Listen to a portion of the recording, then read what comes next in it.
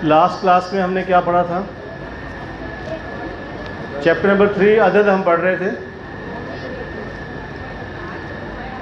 अदद, ये चेयर जो खाली हैं आप लोग आगे आ जाइए, पीछे बैठे हुए हैं।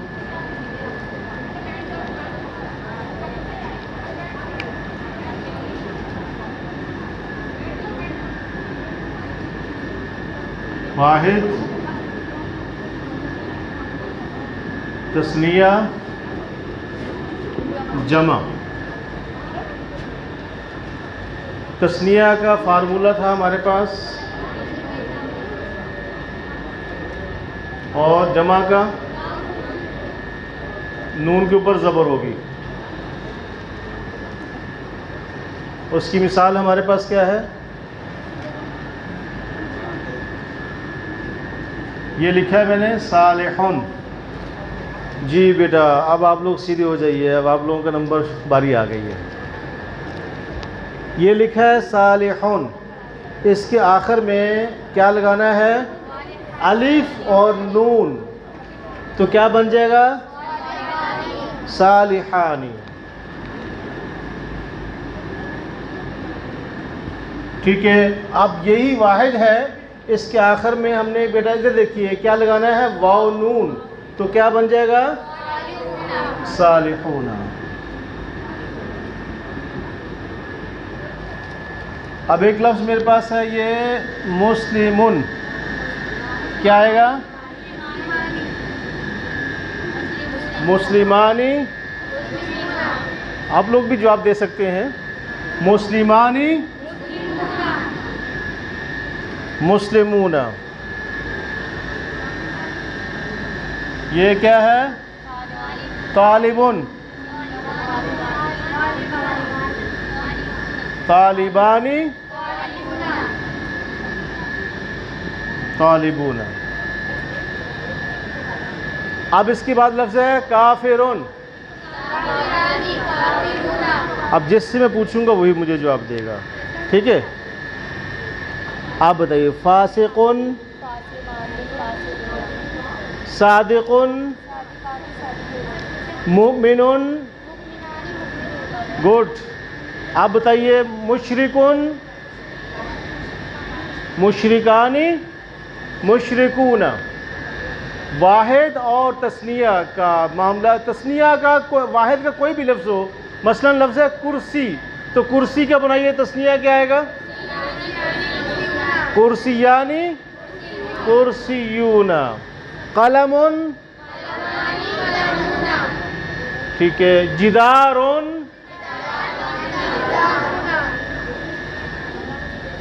जवालुन,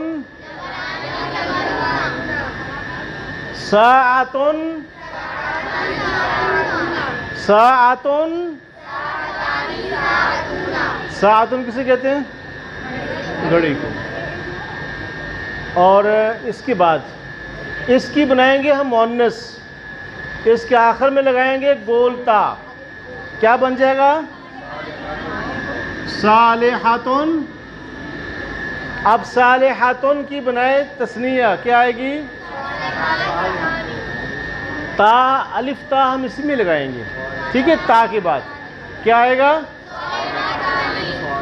सालिहातानी। तस्निया, सिर्फ तस्निया की बात हो रही, सालिहातानी। और तालिबतुन, मुस्लिमतुन, मुमिनतुन, काफिरतुन, मुशरिकतुन, सादिकतुन, मुतसद्दिकतुन, मुतसद्दिकतानी। अब इसके बाद एक और हम अल्फाज भी पढ़ेंगे, जमा मुअन्नस सालिम। जमा मुअन्नस सालिम क्या होता है?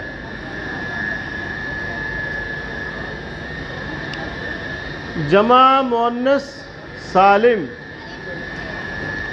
वो जमा जिसकी वाहिद की शेप जो है वो जमा में बनाते हुए मौजूद हो। आयतुन है, इसकी क्या आएगी? आया और अलिफ ता लगाएंगे जमा में हम, आयातुन। ठीक है, इसी तरीके से मुमिनातुन,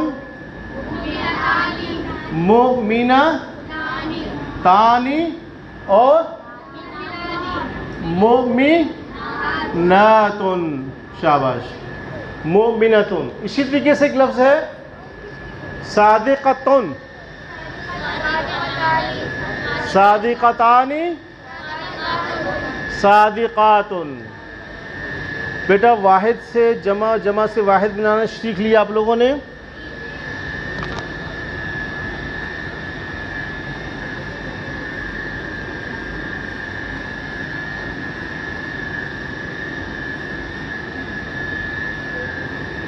जमा की कितनी किस्में हैं? जमा की कितनी किस्में हैं? कौन कौन सी हैं?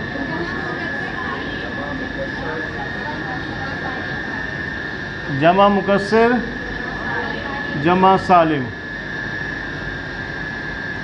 जमा मुकस्सिर की 2 किस्में हैं और एक है आकिल, गैर आकिल, और इसमें भी एक किस्में है मुज़क्कर, मुअन्नस। ये सालिम हम पढ़ चुके हैं।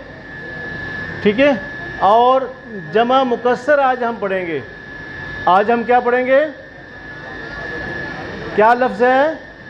जमा। लफ्ज़ मेरे साथ पढ़िए, जमा मुकस्सर। अच्छा, मुकस्सर का मतलब क्या है?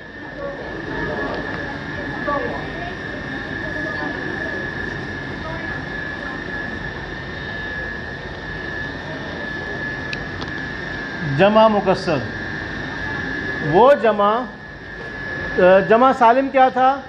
वाहिद की जो शक्ल है, वाहिद की शेप जमा सालिम में एक जैसी होती है, मौजूद होती है, और जमा मुकस्सर में वाहिद की शेप जमा में जाके टूट जाती है।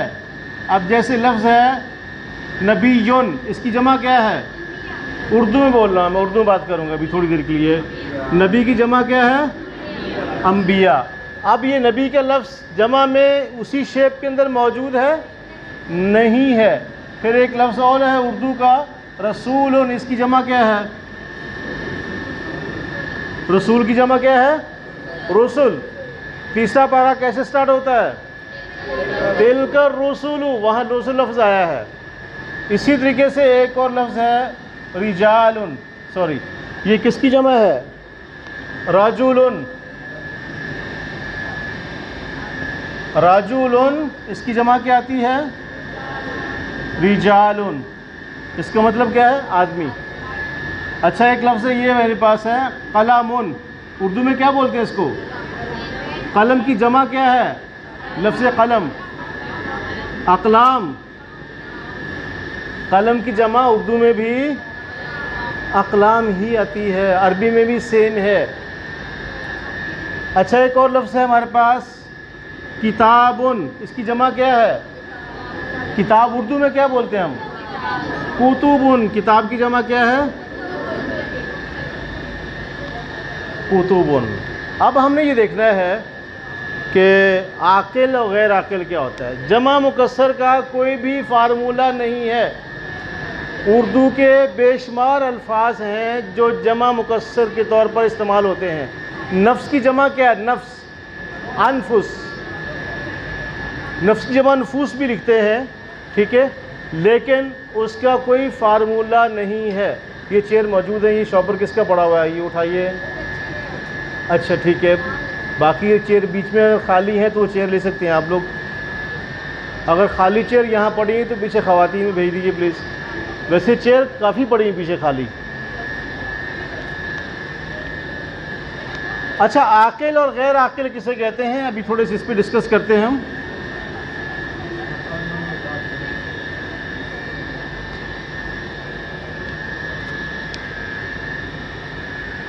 अब इस लफ्ज़ पे ज़रा गौर कीजिए, आकिल। इसमें क्या कौन कौन लोग शामिल होते हैं? इंसान, जिन जिन लोगों ने काम किया है वो कौन कौन हैं? ये वही लफ्ज़ है जिन।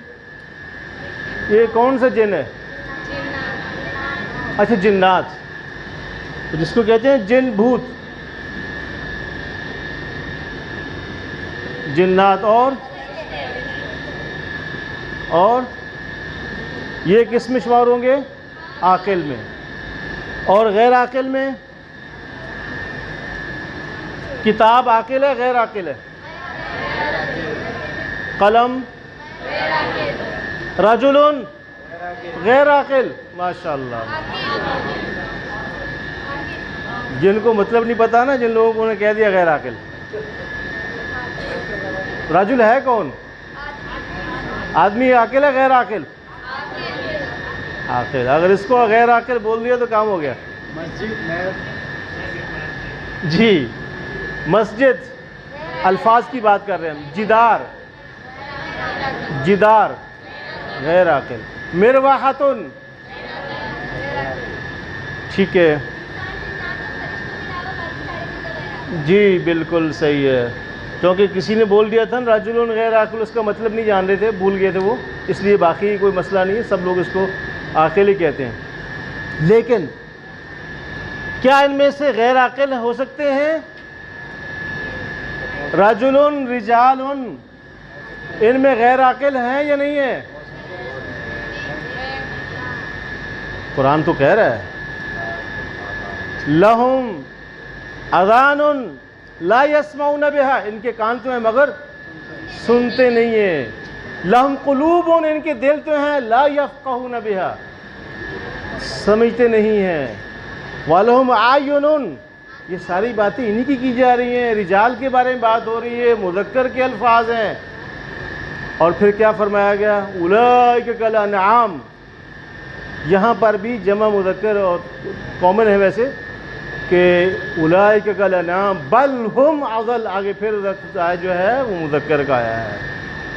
तो कहीं पर तो ये आकिल होता है और कहीं पर तो ये गैर आकिल भी, ऐसा कि जानवरों से भी बदतर। कल बल हुम अज़ल, उनसे भी बदतर, कि सब कुछ आँखें, कान, दिल और दिमाग होने के बावजूद जब वो नहीं समझते तो गैर आकिल से भी बढ़ जाते हैं। और देखा जाए तो इसके अंदर गैर आकिल जिनको हम कहते हैं, कभी कभी इनके अंदर बड़ा शऊर होता है। अच्छा बेटा, जमा मुकस्सर की हमने कितनी किस्में पढ़ी?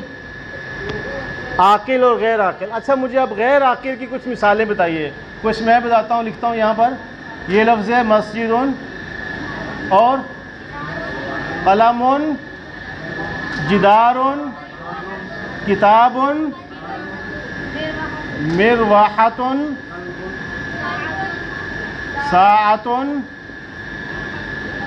अच्छा, ये पीछे से आया कल्बुन, ये वाला सर।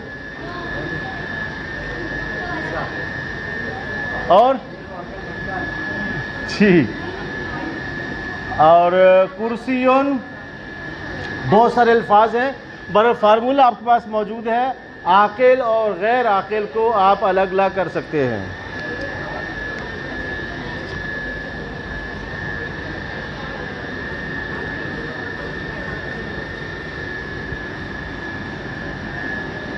आपके पास किताब सबके पास आ चुकी है। एक छोटा सा क्लास वर्क दे रहा हूं आप लोगों को, जो भी क्लास में काम करने हैं। जमा मुकस्सर आकिल की 10 मिसालें और गैर आकिल की 10-10 मिसालें आप लिखिए जल्दी से। भले किताब से देख के अल्फाज लिखें, लेकिन उसको लिखें, फिर मैं सुनता हूँ भी किस किस ने क्या लिखा है। ज़रा आप लोग भी स्टार्ट कीजिए। कागज़ पेन नहीं है, भूल है, जिनके पास है वो लिखें। अब तो आज के बाद से आप लोगों का क्लास के अंदर भी वर्क होगा। बच्चे अपना बैग प्रॉपर लेकर आएँ। बच्चों के वालिदैन से भी गुजारिश है कि बच्चों को सामान दे के पूरा भेजें।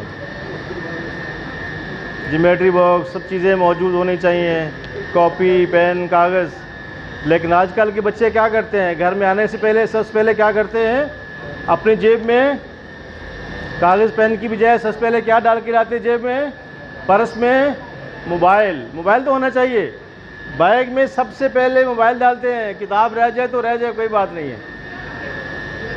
हसान, मोबाइल छूटा? नहीं छूटता ना, मोबाइल पहले होता है। और सबसे पहले उठते हैं उसकी चार्जिंग देखते हैं, ऐसा तो नहीं कहीं चार्जिंग तो मोबाइल लेके क्या करूँगा मैं।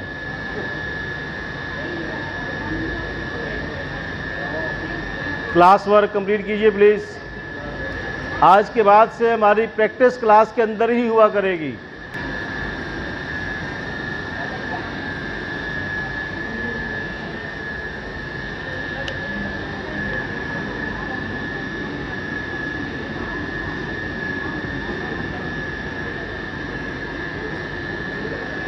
अच्छा, उर्दू में नुक्ते वाले अल्फाज कौन कौन से हैं?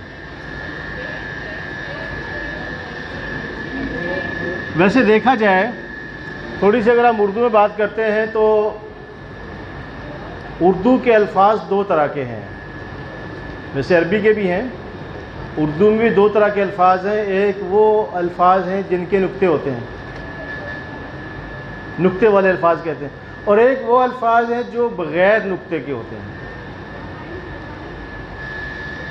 तो बग़ैर नुक्ते के कौन कौन से अल्फाज हैं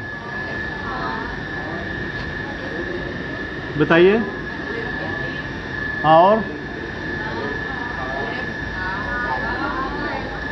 बग़ैर नुक्ते के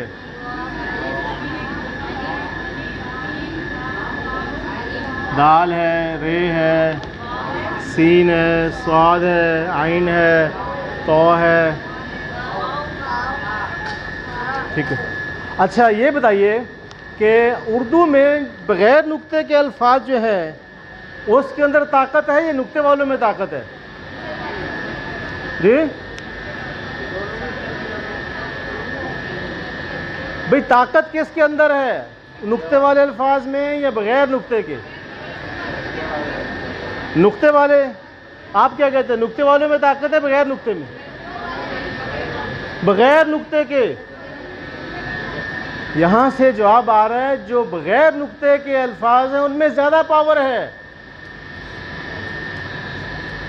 वैसे मैं भी इसी पे इत्तेफाक करता हूँ। आइए कैसे, ये नुक्ते वाला बग़ैर नुक्ते के, ससुराल।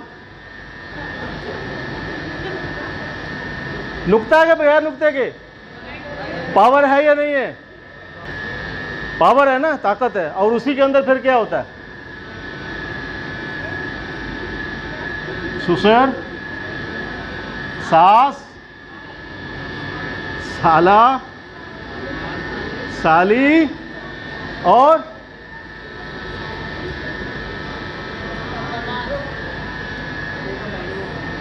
दामाद। अच्छा, इसके अंदर भी सबसे ज्यादा पावर किसमें है? अभी पता चल जाता है कितने पानी में आप। सांस। सबसे ज्यादा किसमें पावर है? सांस में, इसलिए कि यहां बैठी होंगी और उनको अपनी पावर मालूम है। और किसमें पावर है?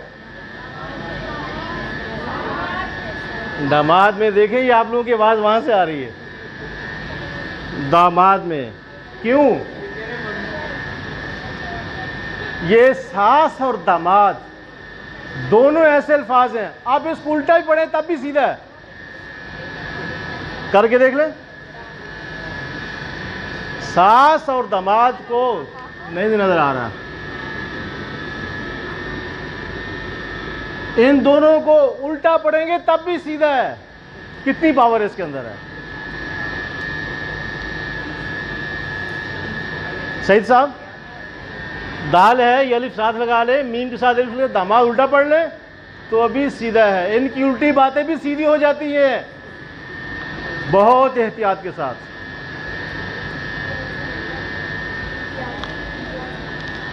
चलिए, थोड़ा सा आप लोग थक चुके थे,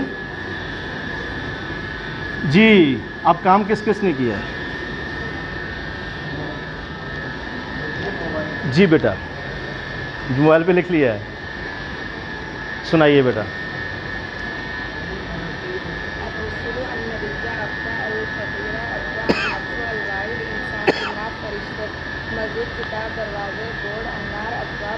शाबाश शाबाश, गुड। जी बेटा, और किसने लिखा? आपने लिखा है, आप सुनाइए। आपने भी लिखा है, दिखाइए मुझे।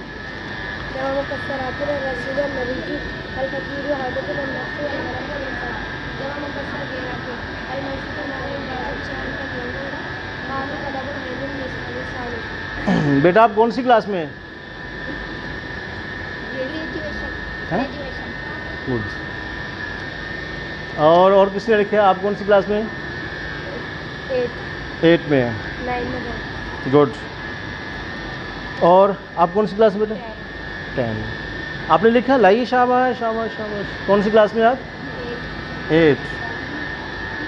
छोटी छोटी बच्चियां बैठी हैं माशाल्लाह से, पढ़ के सुना रही हूँ, लिखा भी काम उन्होंने। ये है, वेरी गुड, बहुत अच्छा, शाबाश।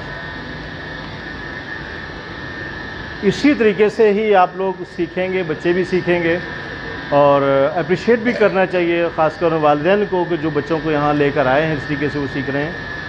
तो आज हमने क्या क्या पढ़ा है, थोड़ा सा मुझे बताइए। अदद में हमने क्या पढ़ा है? आपने लिखा है जी, मैं थोड़ा सा यहाँ से भी पूछ लूँ। ठीक है ठीक है। अदद में कहीं पर मुश्किल पेश आ रही किसी को अदद के हवाले से? अदद के हवाले से वाहिद, तस्निया, जमा, जमा मुज़क्कर सालिम, जमा मुअन्नस सालिम, जमा मुकस्सर, जमा मुकस्सर आकिल और गैर आकिल, कहीं पर किसी का कोई सवाल को ना समझ आइए तो पूछ सकते हैं वो। जी प्लीज़।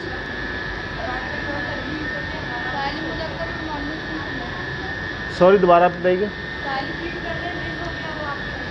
ओके, कौन सा रिपीट कर दूं? मुकस्सर वाला? जी, जमा मुकस्सर की जब बात करते हैं तो उसमें आकिल होगा, और आकिल में कौन कौन शामिल हैं? इंसान, जिन्नात, फरिश्ते, ठीक है। और गैर आकिल में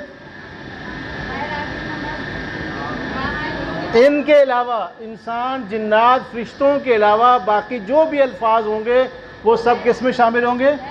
गैर आकिल में। गैर आकिल की मिसालें हमारे पास, यौमुन की जमा क्या है? अय्यामुन। यौमुन की जमा क्या है? अय्यामुन। और लफ्ज़ क्या है आगे? किताब की जमा क्या है? कुतुबुन। और नहरुन, ये लफ्ज़ क्या है? नहरुन। क्या पढ़ेंगे इसको? अगर पढ़े नहरुन, नहर, लहर, तो ये उर्दू के एक्शन है। नहरुन, बहरुन, नहरुन, बहरुन। और मस्जिदुन की क्या जमा आएगी? मसाजिदुन। ये सारे के सारे अल्फाज कौन से हैं?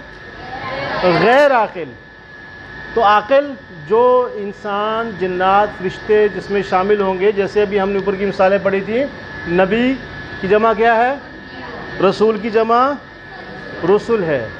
और इसके अलावा जितने भी चीज़ें आएंगी, फरिश्ते हैं, जिन्नात हैं, इंसान हैं, ये आकिल के अंदर इसकी मिसालें आएंगी। और जो बाकी दूसरा ग्रुप होगा वो गैर आकिल की। आप सबको कोर्स मिल चुका है? सबको मिल गया कोर्स? आप हजरात को भी सबको कोर्स मिल चुका है?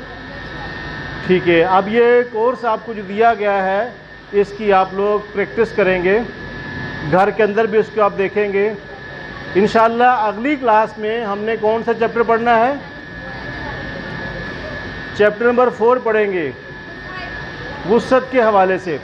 लेकिन एक पहले तीनों असबाब को पढ़ कर आएंगे आप, बल्कि यूँ करेंगे, अगली क्लास में चौथा चैप्टर स्टार्ट करने से पहले जो 3 असबाक आप लोगों ने पढ़े हैं उनको आप रिवाइज़ करके आएंगे, उनको आप देख कर आएंगे। ठीक है जी, फिर आगे चलेंगे। कोई सवाल? सॉरी,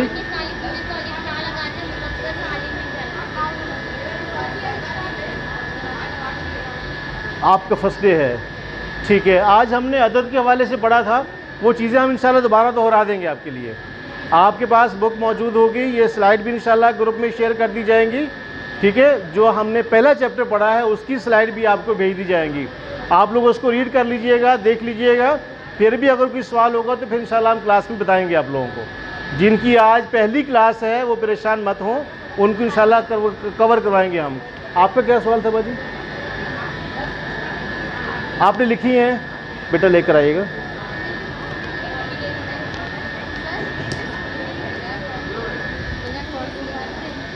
नहीं कुछ नज़र आ रहा, क्या करेंगे? कोर्स नहीं मिला तो कोर्स किसके पास है? कोर्स ख़त्म हो गया है। आप शाइस्ता बाजी से पूछिएगा, नहीं मिला तो फिर हम इंशाल्लाह आपको दे देंगे कोर्स।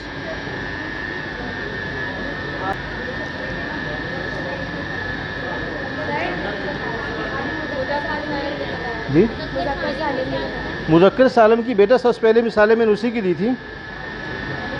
मुज़क्कर सालम की जो मिसालें दी थी, मुस्लिमून, मुस्लिमूना, मुमिनूना, सालिहूना, सादिकूना, ये सब मुज़क्कर सालम है। ये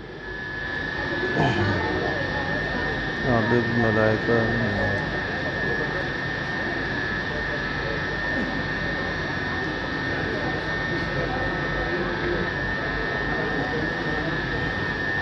ठीक है जी बेटा दे दो।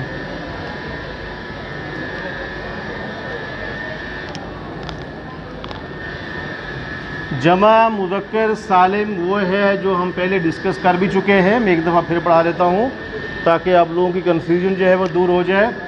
वाहिद से जब हम जमा बनाएं तो उसका फार्मूला है वाव नून, ठीक है। नून के ऊपर ज़बर आएगा, कोई भी वाहिद लफ्ज़ हो उसके आखिर में जब हम वाव नून लगाएंगे तो क्या बन जाएगा? जैसे लफ्ज़ हमारे पास आबिदुन, क्या बनेगा? आबिदूना। अब जैसे लफ्ज़ है ज़ालुन, ठीक है जी, ज़ालुन, ज़ालूना। अब इसी तरीके से लफ्ज़ है सालिहुन, सालिहूना। ये सारी मिसालें कौन सी हैं? जमा मुज़क्कर सालिम। क्या होता है? वाहिद से जब हम जमा बनाते हैं तो जमा की जो शेप है वो ना टूटे, बरकरार रहे जमा के अंदर भी जाकर, तो फिर वो जमा सालिम होगा। और जब ये मुज़क्कर है तो जमा मुज़क्कर सालिम होगा। और जमा मुअन्नस सालिम की क्या निशानी है कि वाहिद के आखिर में हम क्या लगाते हैं? अलिफ ता, ठीक है। ता को हम जज़्म की तनवीन के साथ ही पढ़ सकते हैं। जैसे मुस्लिमतुन की जमा क्या है? मुस्लिमातुन। मुमिनतुन की जमा क्या है? मुमिनातुन। और फासिकतुन की जमा क्या है? सालिहातुन। आयतुन, ये क्या है? जमा मुअन्नस सालिम। अब कोई सवाल, कोई कन्फ्यूजन? क्लियर? ब्रेक कितने बजे करेंगे? 11 बजे। ज़रा पूछिएगा इनसे। जी कोई और सवाल? यहाँ तक जो पढ़ा है, किसी का कोई सवाल हो, कोई कन्फ्यूजन हो? किसी का कोई सवाल यहाँ तक? जा सुनना शुरू कर दूँ, फिर सवाल आना शुरू हो जाएंगे। जी बेटा, आपको समझ में आया कुछ? नहीं? कोई सवाल बेटा, कोई मुश्किल हो? कोई सवाल नहीं, आगे चले?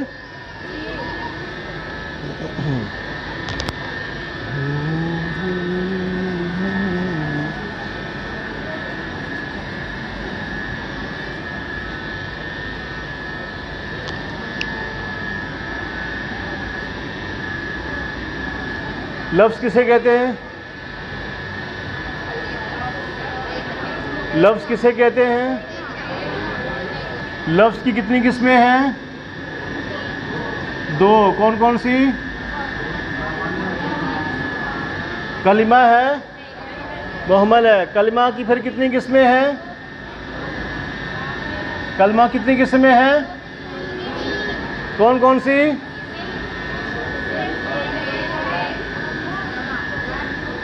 इस्म, फेल, कलमा की कितनी किस्में हैं? कितनी किस्में? कौन कौन सी? इस्म, इस्म में कौन सा ज़माना पाया जाता है?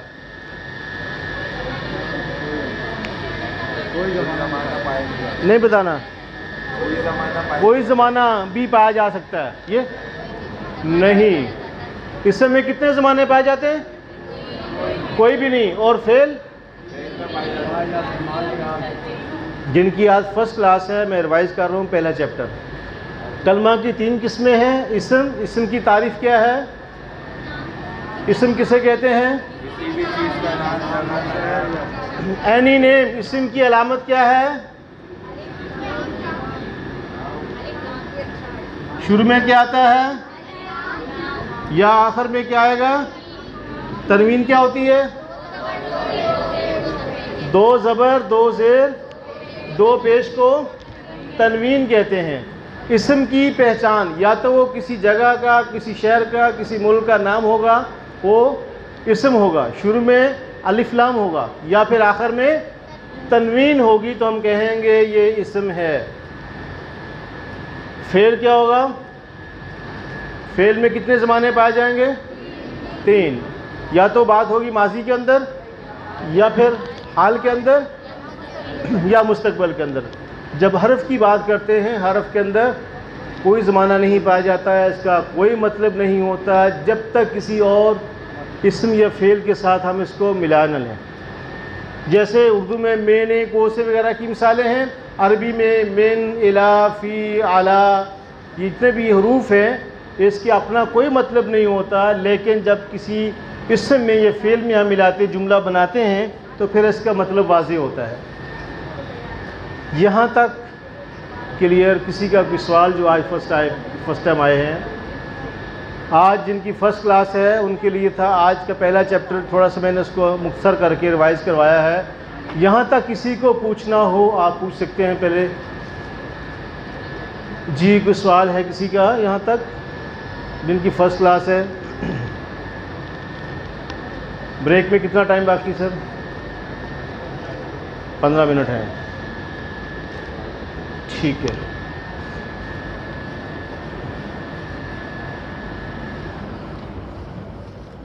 आपको मालूम है कि हमने इसके साथ साथ नमाज का तर्जुमा भी याद करना है, याद है ना? नमाज का तर्जुमा भी हमारे कोर्स में शामिल है, तो इंशाल्लाह वो चीज़ें भी डिस्कस करेंगे। आज एक आपसे बात शेयर करना चाहूँगा। लाइट आ गई है तो शोर भी कम हो गया। मेरी आवाज़ आप सबको आ रही है ना? एक अरबी तहरीर थी, अरबी तहरीर, उसका तर्जुमा आपके सामने रख रहा हूँ। दमिश्क का वाक़या है ये कि एक ताजिर का नाम जब आता है तो उसका मतलब है कि बहुत पैसे वाला आदमी होता है। ख़ासकर जब अरब कंट्री की बात की जाती है, इस तरह के इलाक़ों की, शहरों की, तो वहाँ का जो ताजिर होगा तो इसका मतलब है ठीक ठाक पैसा उसके पास होगा। वहाँ के एक ताजिर बीमार हुए, डॉक्टर के पास गए। डॉक्टर ने उससे कहा कि ज़्यादा टाइम नहीं है आपके पास। एक डॉक्टर, दूसरे डॉक्टर, मुख्तलिफ डॉक्टर्स के पास जाते रहे वो अपने ट्रीटमेंट के लिए। हुक्मा के पास गए, आखिर एक डॉक्टर के पास गए, ये बड़ा मारूफ बहुत अच्छा डॉक्टर है। उसने भी देखा और कहा कि ज़्यादा टाइम नहीं, अब बस 10 दिन का, 8-10 दिन का टाइम है और आपका इतना कीमती टाइम है कि ये आप अपने घर वालों के साथ गुजारिएगा। एक दिन वो रात को उठे अपने बिस्तर से और टहलना शुरू किया, और टहलते टहलते थोड़ा सा आगे निकले, और आगे निकले तो पता चला कि कहीं से उनको एक जगह से लाइट जलती हुई नजर आई, रोशनी थी। वहाँ पहुँचे तो गुफ्तगू चल रही थी कि एक खातून ये कह रही थी कि मुझे ज़रूरत है कुछ पैसों की। और आप मुझसे जो भी चाहें लेकर मुझे इतने पैसे दे दें, मेरी ज़रूरत है।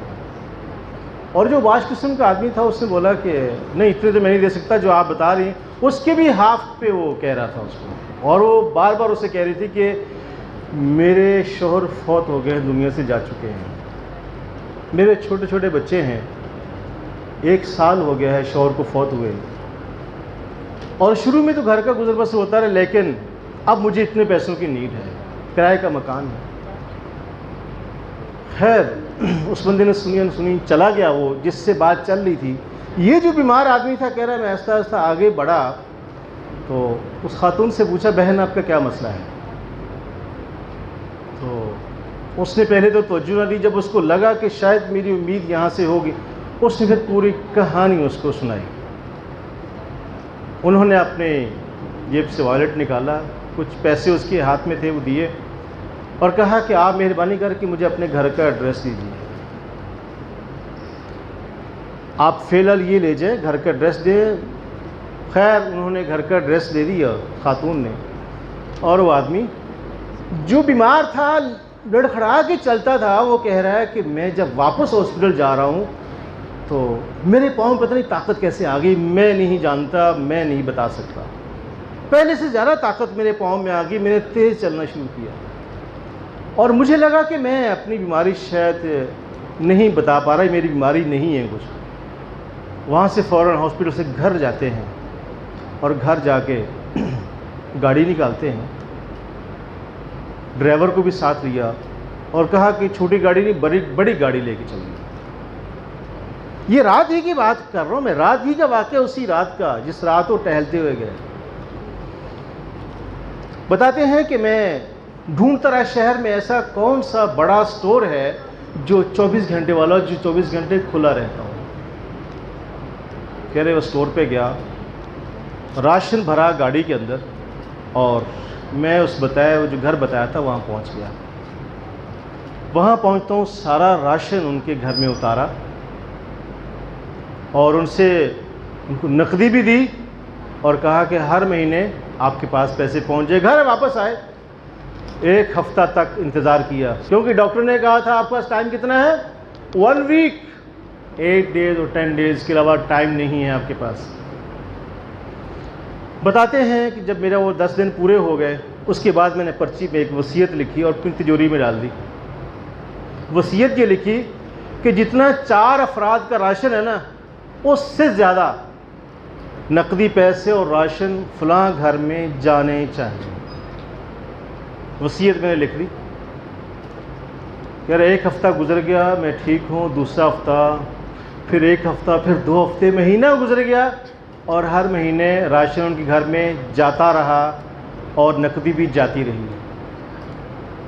महीना क्या, पूरा साल गुजर गया।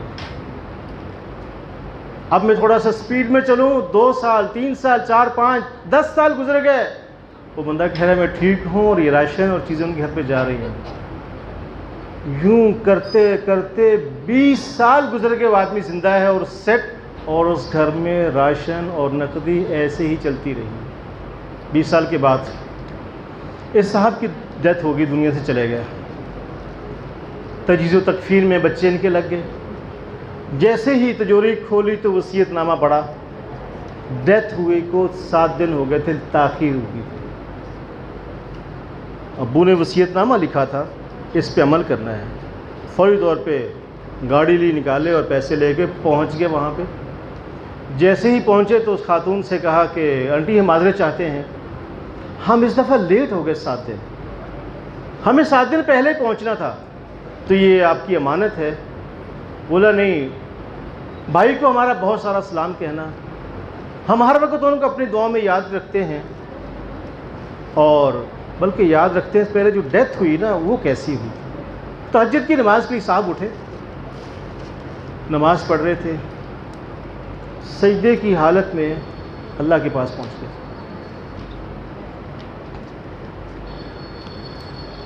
सुबह हुई, घर वालों ने देखा कि अभी नमाज पढ़ी, कहाँ है, दरवाज़ा खोला, सजदे की हालत में पड़े हुए और अल्लाह को प्यारे हो चुके। उस खातून का क्या जवाब था कि 7 दिन पहले से पहली तनख्वाह 7 दिन पहले मेरे बेटे की लगी है। 7 दिन पहले बेटे की पहली तनख्वाह हमें मिल चुकी है। अब हमें इन पैसों की ज़रूरत नहीं, मेरे बेटे जॉब कर रहे हैं, तालीम भी उनकी हासिल होगी, सब कुछ हो गया आपके पैसों से, अब हमें इसकी नीड नहीं है। अजीज़ दोस्तों, भाई और बहनों, जो आपके सामने इसका खुलासा है वो क्या है?